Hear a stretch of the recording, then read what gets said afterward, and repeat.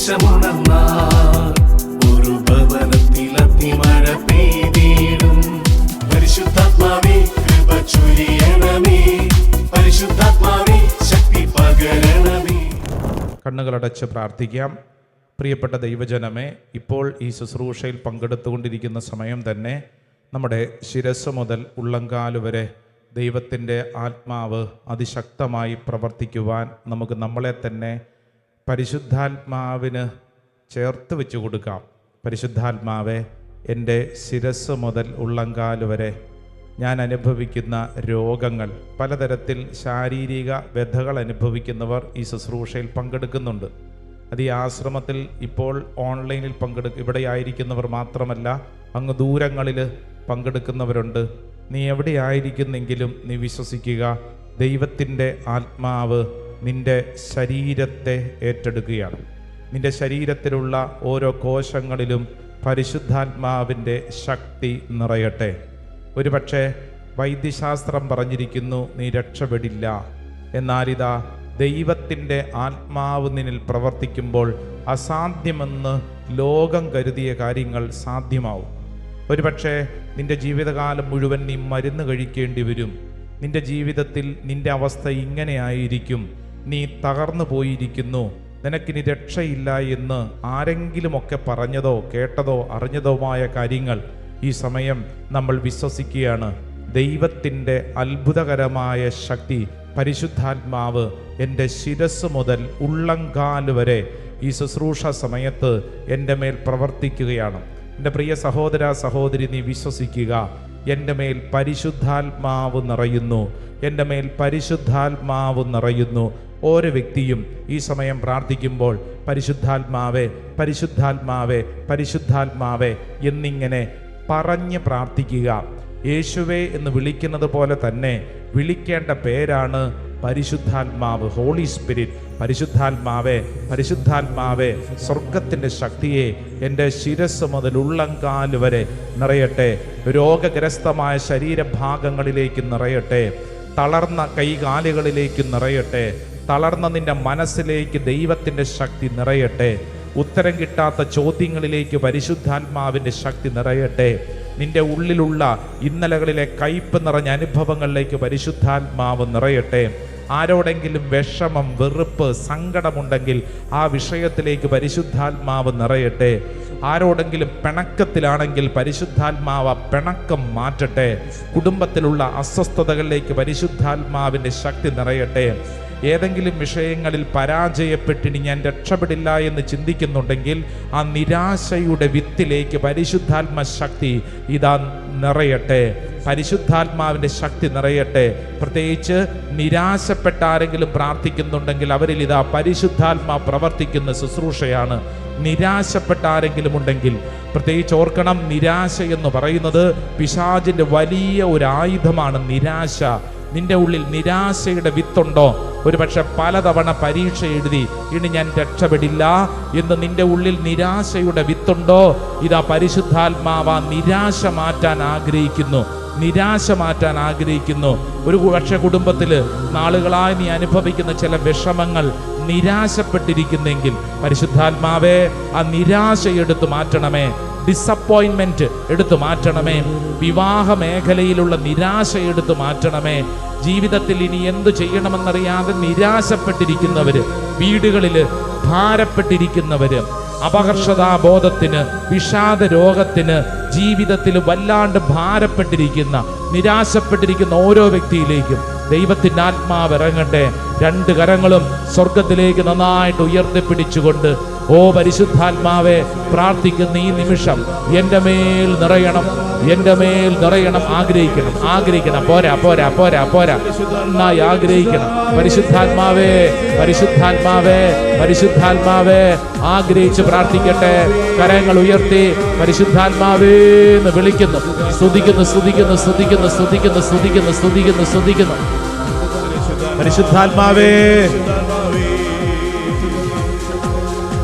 കൈകളടിച്ച് കണ്ണുകളടച്ച് നമ്മുടെ ശരീരത്തിൽ പരിശുദ്ധാത്മാവ് നിറയട്ടെ. ചിന്തകളിലും വികാര വിചാരങ്ങളിലും പരിശുദ്ധാത്മാവ് നിറയട്ടെ. നിന്റെ ഭാരം പരിശുദ്ധാത്മാവ് മാറ്റട്ടെ.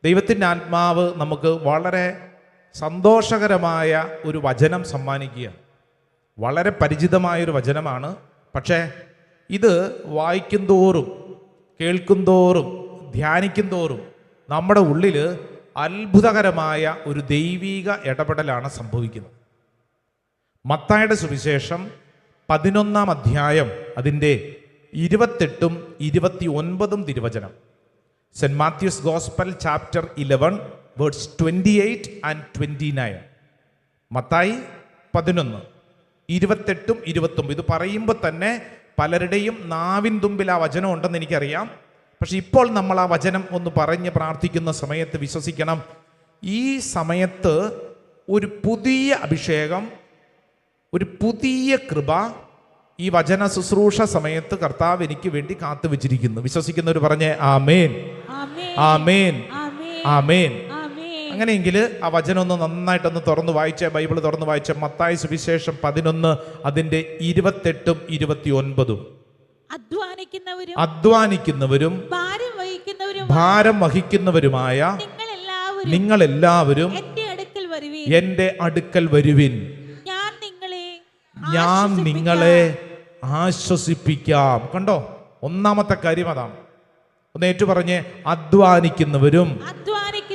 വാ തുറന്നു പറ, അധ്വാനിക്കുന്നവരും ഭാരം ചുമക്കുന്നവരുമായ നിങ്ങളെല്ലാവരും എന്റെ അടുക്കൽ വരുവിൻ, ഞാൻ നിങ്ങളെ ആശ്വസിപ്പിക്കാം. Hallelujah, hallelujah.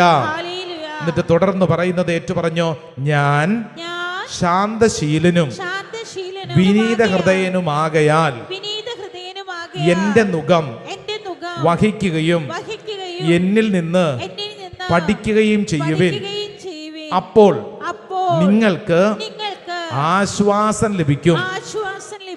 അപ്പോൾ നിങ്ങൾക്ക് ആശ്വാസം ലഭിക്കും. ഹല്ലേലൂയാ.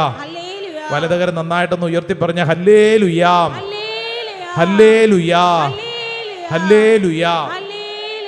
പ്രിയപ്പെട്ടവരെ, ഈശോ ഈ വചന ശുശ്രൂഷ സമയത്ത് നമ്മളോട് പറയുവാണ്, നിനക്ക് ഭാരമുണ്ടല്ലോ, നിനക്ക് സങ്കടമുണ്ടല്ലോ, നിനക്ക് വിഷമമുണ്ടല്ലോ, നീ എൻ്റെ അടുക്കൽ വരിക, നിനക്ക് ആശ്വാസം ലഭിക്കും.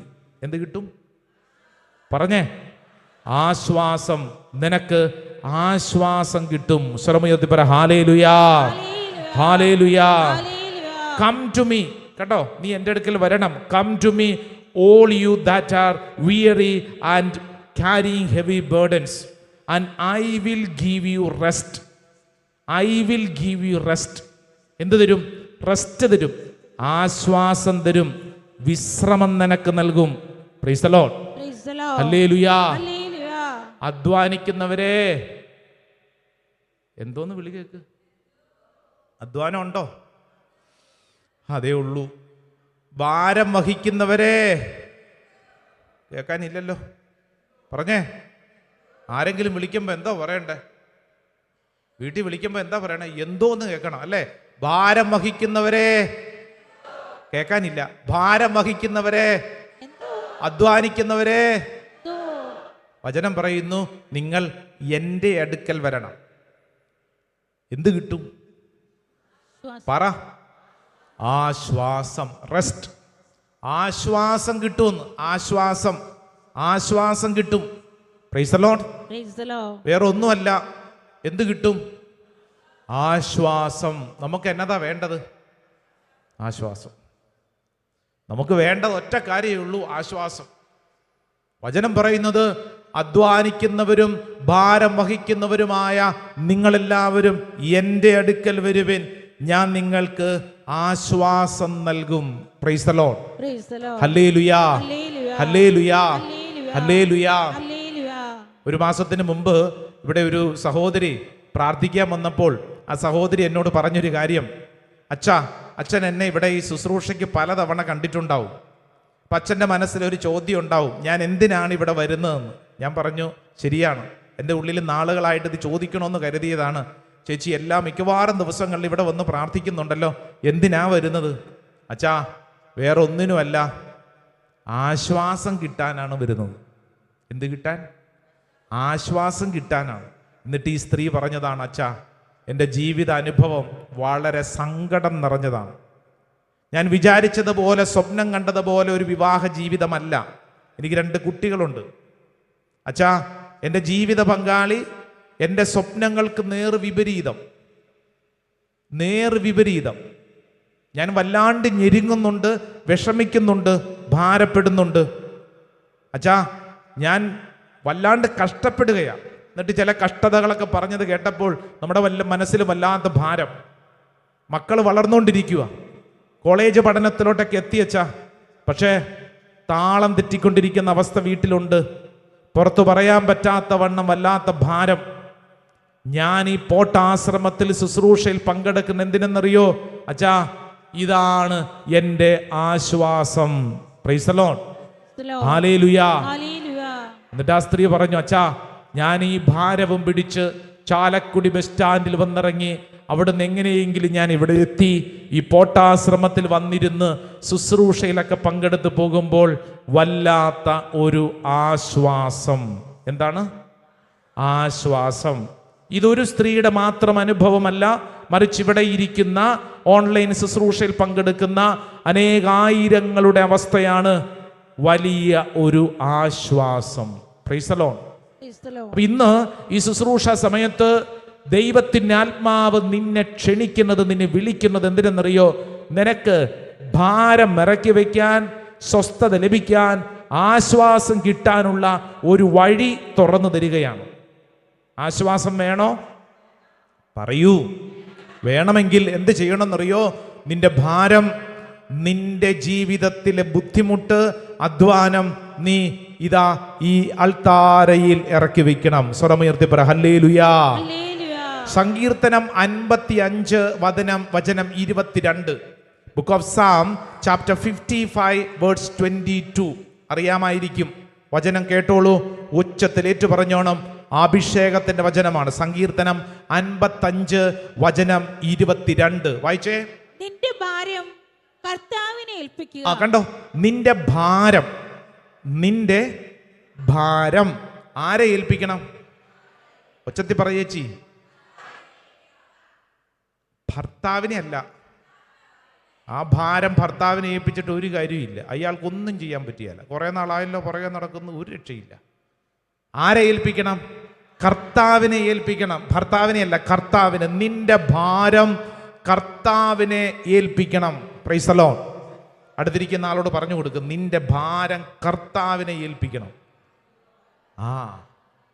കുറെ നാളായാലും ഇതും ചുമന്നുകൊണ്ട് നടക്കുന്നു. എന്തെല്ലാം ഭാരങ്ങളാണ്. തോളത്ത് ഭാരമാണ്. ചുമ്മാതല്ല ചിലർ കൂനിക്കൂടി നടക്കുന്നത്. കാരണം എന്താ? ഈ തോളത്ത് ഇതെല്ലാം വെച്ചുകൊണ്ട് നടക്കും. അച്ഛൻ ഇത് വല്ലോ മനസ്സിലാവുമോ? എൻ്റെ ഭർത്താവ്, എൻ്റെ ഭാര്യ, എൻ്റെ അപ്പൻ, എൻ്റെ അമ്മ, എൻ്റെ മക്കൾ, എൻ്റെ സഹോദരങ്ങൾ, സാമ്പത്തിക കടബാധ്യത, ഇതെല്ലാം ചുമന്നുകൊണ്ടിരിക്കുക. എൻ്റെ പ്രിയപ്പെട്ട സഹോദര സഹോദരിയെ, ഇത് നിനക്കുള്ള സുവിശേഷ ദൂതാണ്. ഇത് നിനക്ക് വേണ്ടിയാണ് കർത്താവ് പറയുന്നത്. ഭാരം വഹിച്ച് വിഷമിച്ചിരിക്കുവല്ലേ? സങ്കീർത്തനം 55:22 പറയുന്നു, നിന്റെ ഭാരം കർത്താവിനെ ഭരമേൽപ്പിക്കുക. എന്നിട്ട് എന്താ സങ്കീർത്തകൻ പറയുന്നത്? അവിടുന്ന് നിന്നെ താങ്ങിക്കൊള്ളും. അവിടുന്ന് നിന്നെ താങ്ങിക്കൊള്ളും. ദാവീദാ പറയണേ. ജീവിതത്തിൽ അത്രമേൽ ഭാരപ്പെട്ട ഒരു മനുഷ്യനാ പറയണേ, അല്ലാതെ ആകാശത്തു നിന്ന് എടുത്ത ആശയമല്ല. ശ്രദ്ധിച്ചു പഠിച്ചോണം. നിങ്ങൾ ഇതൊക്കെ വായിക്കുമ്പോഴത്തേക്ക് നിങ്ങൾ ചിന്തിക്കരുത് ഇതൊക്കെ കല്യാണം കഴിക്കാത്തവരും കുടുംബത്തിന്റെ പ്രശ്നങ്ങൾ അറിയാത്തവരും ഒക്കെ എവിടുന്നോ എഴുതി വെച്ചതല്ലെന്ന്. ജീവിതത്തിൽ അങ്ങേയറ്റം വിഷമിച്ചൊരു മനുഷ്യൻ പറയുക, നിന്റെ ഭാരം നീ കർത്താവിനെ ഭരമേൽപ്പിക്കുക, അവിടുന്ന് നിന്നെ താങ്ങിക്കൊള്ളും. Price the Lord. നീതിമാൻ കുലുങ്ങാൻ അവിടുന്ന് സമ്മതിക്കില്ല. നീ കുലുങ്ങാൻ, നീ തളർന്നു പോകാൻ, നീ പെട്ടുപോകാൻ നിന്റെ കർത്താവ് അനുവദിക്കില്ല. വിശ്വസിക്കുന്ന ഒരൊച്ചത്തി പറ ആമേൻ. പോരാ, വിശ്വസിക്കുന്ന 2 കരങ്ങൾ ഉയർത്തി പറഞ്ഞേ, വിശ്വസിച്ച് പറഞ്ഞേ.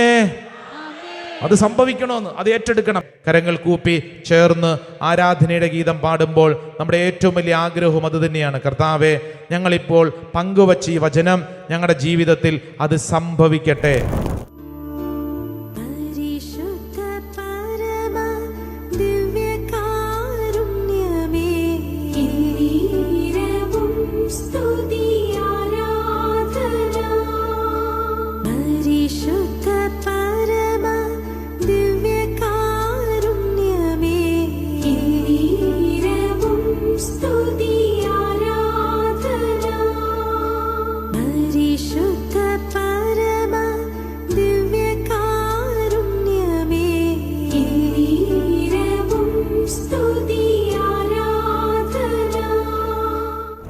രണ്ട് കരങ്ങൾ സ്വർഗത്തിലേക്ക് ഉയർത്തിപ്പിടിച്ച് പരിശുദ്ധമായ പരമദീപികാരുണ്യത്തിന്റെ മുമ്പിലും നമ്മുടെ അധ്വാനങ്ങളും ഭാരങ്ങളും സമർപ്പിച്ച് നമ്മളൊന്ന് സ്തുതിച്ചെന്ന് പ്രാർത്ഥിക്കുക.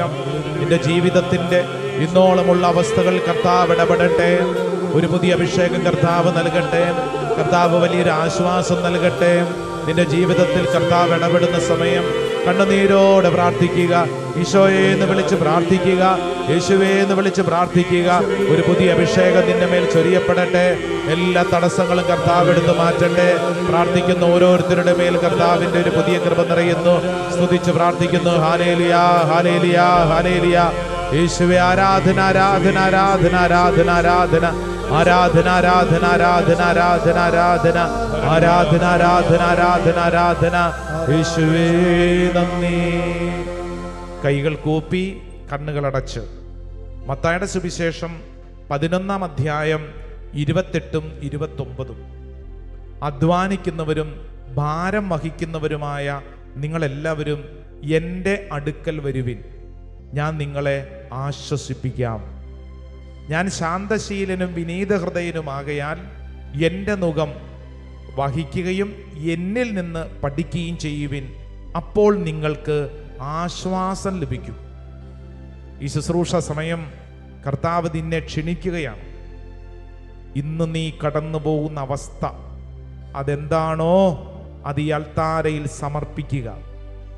വല്ലാതെ വിഷമിച്ച് പ്രാർത്ഥിക്കുന്ന അനേകര് ദാ ഇവിടെയുണ്ട്. നിന്റെ വിഷമത്തിൽ, നിന്റെ സങ്കടത്തിൽ ദേ ഈശോ ആശ്വാസം നൽകാൻ ആഗ്രഹിക്കുന്നു. കണ്ണുകളടച്ച് കരങ്ങൾ കൂപ്പി നിന്റെ വിഷമങ്ങളെല്ലാം ഈശോയുടെ മുമ്പിൽ പങ്കുവെക്കുക. ഈശോയ്ക്ക് നിന്നെ മനസ്സിലാകും.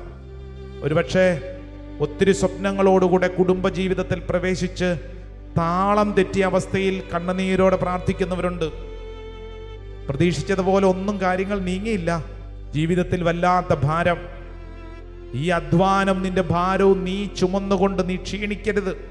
മറിച്ച് കഴുകന്മാരെ പോലെ ചിറകടിച്ച് പറന്നുയരാൻ കർത്താവ് നിനക്കൊരു കൃപ നൽകുകയാണ്. വലിയൊരു ആശ്വാസം നൽകുകയാണ്. ഈശോ നിന്നെ ക്ഷണിക്കുകയാണ്. എൻ്റെ പ്രിയ സഹോദര സഹോദരി, നിന്റെ ഭാരം നീ കർത്താവിനെ ഭരമേൽപ്പിക്കുക. സങ്കീർത്തനം 55:22.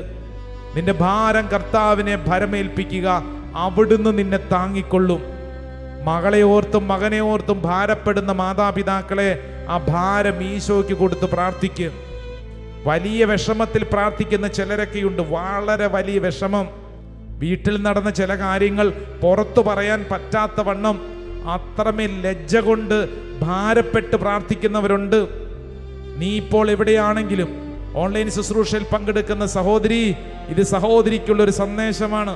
കുടുംബത്തില് ലജ്ജാകരമായ കാര്യം നടന്ന് അത് പുറത്തു പോലും പറയാൻ പറ്റാത്ത വണ്ണം നാണക്കേട്. പക്ഷേ ഈ ഭാരത്തിൽ കർത്താവ് ഇടപെടുന്നു. ഈ ഭാരത്തിൽ കർത്താവ് ഇടപെടുന്നു.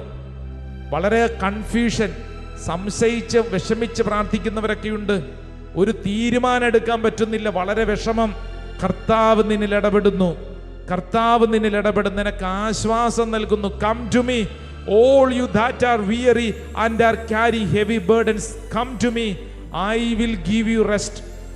I will give you rest. Yes, Eesho നിനക്ക് റെസ്റ്റ്, നിനക്ക് ആശ്വാസം നൽകാൻ ആഗ്രഹിക്കുകയാണ്. ചില രോഗപീഠകൾ ഉണ്ടായതിൻ്റെ പേരിൽ വല്ലാണ്ട് വിഷമിച്ച് എന്നെ ദൈവം പോലും ഉപേക്ഷിച്ചോ എന്ന് ചിന്തിച്ചുകൊണ്ട് ചിലരെ പ്രാർത്ഥിക്കുന്നുണ്ട്.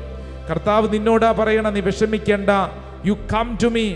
അധ്വാനിക്കുന്നവരും ഭാരം വഹിക്കുന്നവരുമായ നിങ്ങളെല്ലാവരും എൻ്റെ അടുക്കൽ വരുവിൻ, ഞാൻ നിങ്ങളെ ആശ്വസിപ്പിക്കാം. ഞാൻ നിങ്ങളെ ആശ്വസിപ്പിക്കാം. നിന്റെ വിഷമങ്ങൾ എന്താണോ അത് സമർപ്പിച്ച് പ്രാർത്ഥിക്കുക. തളർന്നവന് കർത്താവ് ബലം നൽകും, ദുർബലന് ശക്തി കിട്ടും. കർത്താവ് നൽകും. കഴുകന്മാരെ പോലെ ചിറകടിച്ച് പറന്നുയരാൻ യെശയ്യായുടെ പ്രവചനം 40-ാം അധ്യായം 29, 30, 31. യുവാക്കൾ തളരാം, ശക്തിയറ്റ് വീഴാം, പക്ഷേ ദൈവത്തിൽ ആശ്രയിക്കുന്നവൻ വീണ്ടും ശക്തി പ്രാപിക്കും. എൻ്റെ സഹോദരി സഹോദര, സമർപ്പിക്ക്. കടബാധ്യതയുടെ നടുവിൽ വിഷമിക്കുന്നവരെ നീ സമർപ്പിക്ക്. നിനക്ക് വേണ്ടി ദൈവം ഒരു വഴി തുറക്കും. പ്രാർത്ഥിച്ചുകൊണ്ടിരിക്കുന്ന ഓരോ വ്യക്തികളുടെയും അധ്വാനത്തിലേക്ക്, ഭാരത്തിലേക്ക് കർത്താവിൻ്റെ കൃപ നിറയപ്പെടട്ടെ. നിന്റെ ഉത്കണ്ഠയും ഭാരവും കർത്താവ് ഏറ്റെടുക്കുന്നു.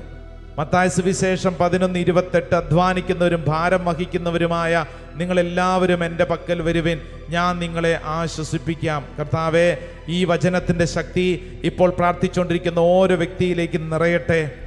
ശക്തമായ തലവേദന അനുഭവിക്കുന്ന ഒരു വ്യക്തി അത് ഇപ്പോൾ തന്നെ പ്രാർത്ഥന ശുശ്രൂഷയിൽ പങ്കെടുത്തുകൊണ്ടിരിക്കുമ്പോൾ ആ ഭാരം കർത്താവ് മാറ്റുന്നു. കർത്താവ് സ്വസ്ഥത നൽകുന്നു, ആശ്വാസം നൽകുന്നു. ശരീരത്തിൽ നീർക്കെട്ട് മൂലം ദിവസങ്ങളായി വല്ലാണ്ട് വിഷമിക്കുന്ന ഒരു സഹോദരിയെ കർത്താവ് സൗഖ്യപ്പെടുത്തുന്നു. പരിശുദ്ധ അൽത്താരിൽ നിന്നുള്ള കൃപയാണ് ഒഴുകുന്നത്. സെലിൻ എന്നുള്ള മറ്റൊരു സ്ത്രീയെ കർത്താവ് സൗഖ്യപ്പെടുത്തുന്നു. ഈശോയുടെ കൃപ നിന്റെ മേൽ ഒഴുകുന്നു. നെറ്റിയിൽ കുരിശടയാളം വരയ്ക്കുക, അത് ഏറ്റെടുക്കുക.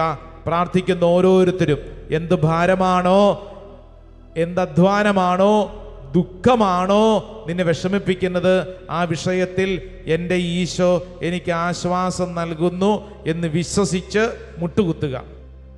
കരങ്ങൾ കൂപ്പി ഈശോയുടെ ആശീർവാദം സ്വീകരിക്കുമ്പോൾ വിശ്വസിക്കണം, യെസ്, എൻ്റെ കർത്താവ് മോശയ്ക്ക് കൊടുത്ത വാഗ്ദാനം എന്നിൽ സംഭവിക്കുന്നു. ഞാൻ തന്നെ നിന്നോടുകൂടെ വരികയും നിന്നെ ആശ്വസിപ്പിക്കുകയും ചെയ്യും.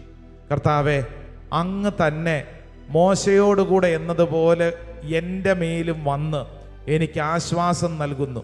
വിശ്വസിച്ച് ഈ ആശീർവാദം സ്വീകരിക്കട്ടെ. കൃപയാലേ കൃപയാലേ കൃപയാൽ അനുദിനവും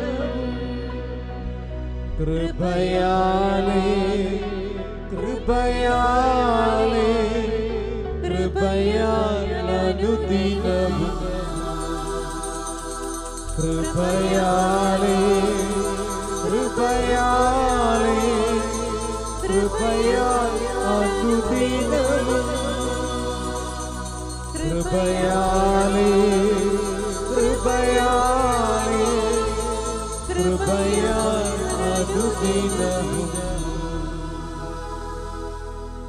പരിശുദ്ധ പരമമാ ദിവ്യകാരുണ്യമേ എന്നും